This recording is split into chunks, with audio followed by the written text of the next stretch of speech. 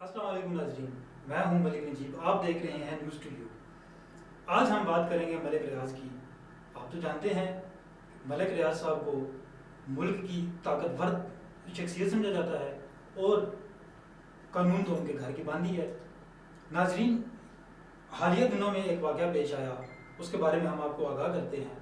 ملک ریاض صاحب 16 مئی کو دبئی سے لاہور ایئرپورٹ پر پہنچے، جہاں پر حکام جو موجود تھے ایئرپورٹ کے، انہوں نے ان سے کرونا رپورٹ مانگی، لیکن ملک ریاض صاحب کیونکہ قانون کو وہ کچھ سمجھتے ہی نہیں ہیں اور NCOC کی ہدایات پر عمل درآمد تو دور، انہوں نے SOP کا خیال بھی نہ رکھا اور انہوں نے حکام کو کوئی رپورٹ نہیں دکھائی۔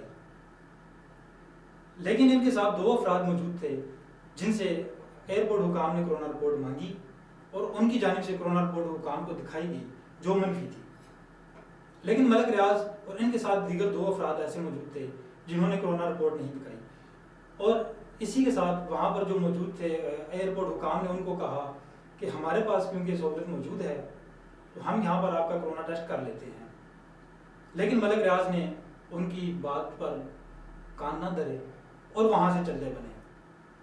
بعد ازاں 2 رکنی ٹیم ملک ریاض کے گھر بھجوائی گئی، لیکن ملک ریاض نے وہاں پر بھی کرونا ٹیسٹ کے لیے اپنے سیمپل دینے سے انکار کر دیا۔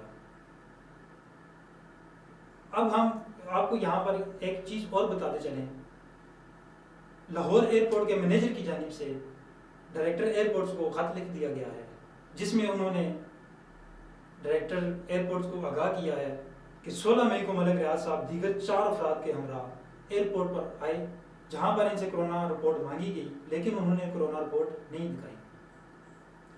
اور اس خط میں یہ بھی بتایا گیا ہے کہ ملک ریاض صاحب کے گھر پر 2 رکنی ٹیم بھجوائی گئی، لیکن ملک ریاض صاحب نے کرونا ٹیسٹ کے لیے اپنے سیمپل دینے سے انکار کر دیا۔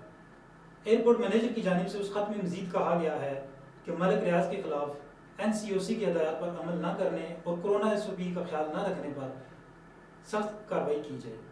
ناظرین، اب ہمیں دیکھنا یہاں پر یہ ہے کہ کیا طاقتور شخصیت جو ملک ریاض اس ملک کی اہم ترین طاقتور شخصیت سمجھے جاتے ہیں، ان کے خلاف حکومت پاکستان کی جانب سے کارروائی کی جائے گی۔ مزید معلومات اور اس طرح کے پروگرام دیکھنے کے لیے بنے رہیے نیوز ٹو یو کے ساتھ۔ بہت شکریہ۔